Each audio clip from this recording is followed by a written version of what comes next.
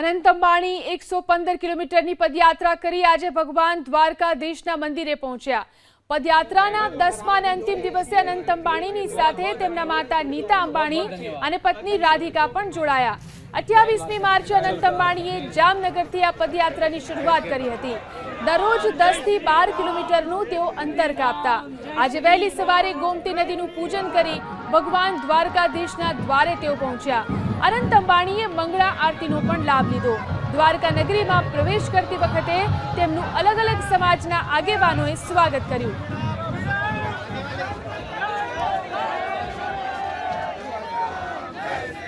आज 10वां दिन है और हमारा पद यात्रा का अंत है। आप सबको श्री द्वारकाधीश आशीर्वाद दे और मेरा दर्शन हो चुका है और पद यात्रा का समर्पण हो चुका है।